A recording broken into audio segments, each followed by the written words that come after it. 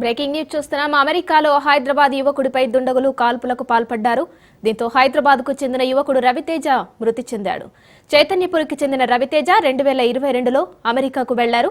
దుండగుల కాల్పుల్లో చెట్టంత కుమారుడు మృతి చెందడంతో రవితేజ కుటుంబ సభ్యులు కన్నీరు మున్నీరుగా విలపిస్తున్నారు.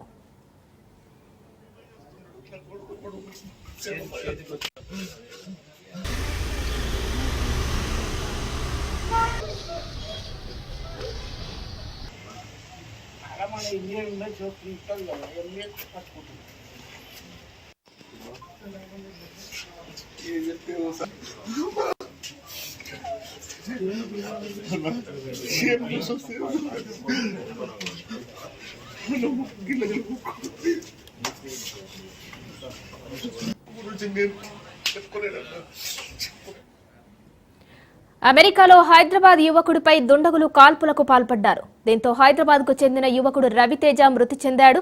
చైతన్యపురికి చెందిన రవితేజ 2022లో అమెరికాకు వెళ్లారు. దుండగుల కాల్పుల్లో చెట్టంత కుమారుడు మృతి చెందడంతో రవితేజ కుటుంబ సభ్యులు కన్నీరు మున్నీరుగా విలపిస్తున్నారు.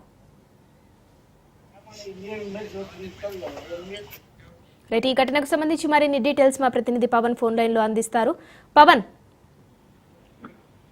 హైదరాబాద్ సంబంధించిన యువకుడు అమెరికాలో దుండగుల కాల్పులో మృతి చెందాడు. అయితే అమెరికాకు 2022 సంవత్సరంలో వెళ్లిన రవితేజ అక్కడ చదువుకుంటూ పార్ట్ టైం జాబ్ కూడా చేస్తున్నారు. అయితే అక్కడ నల్ల జాతీయులు నిన్న రాత్రి సమయంలో కారులో వెళ్తుండగా కారు కావాలని చెప్పి కూడా రవితేజను బలవంతం చేయడంతో రవితేజ తన కారును ఇవ్వకపోవడంతో ఒక్కసారిగా నల్ల జాతీయులు కాల్పులు చేశారు. కాల్పుల్లో అక్కడికక్కడే అతను మృతి చెందారు. కారుతో ఒక నల్ల జాతీయులు కూడా పరారైనట్లుగా దీనికి సంబంధించి కుటుంబ సభ్యులు కూడా చెప్తారు.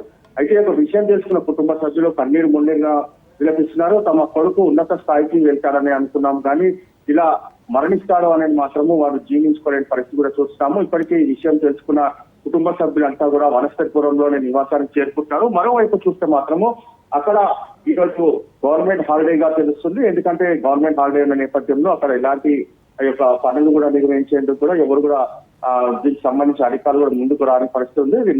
రేపు దీనికి సంబంధించి పూర్తిగా పోస్ట్ మార్టం నిర్వహిస్తారు. దాని తర్వాత హైదరాబాద్ తీసుకొచ్చేందుకు కూడా కొంతమంది ఇప్పటికే విదేశాలకు సంబంధించిన వ్యవహారాల శాఖ కూడా ఇప్పటికే ఇటు గవర్నమెంట్ తరఫున సమాచారం కూడా అందించారు. అయితే డెడ్ బాడీని హైదరాబాద్ తీసుకురావడానికి కూడా అన్ని ప్రయత్నాలు కూడా చేస్తున్న పరిస్థితి కనిపిస్తుంది. ప్రజెంట్ మాత్రము దుండగుల పైన దీనికి సంబంధించి కాల్పులు జరిగిన వారి పైన వెంటనే పట్టుకోవాలి, వారి పైన కఠిన చర్యలు తీసుకోవాలని చెప్పి కూడా కుటుంబ సభ్యులు కూడా కోరుతున్నారు.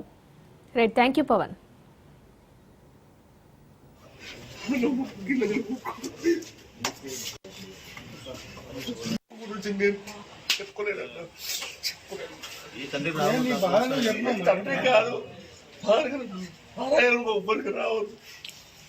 ఏదో దాని ఏమై చేస్తుండడు నా కొడుకు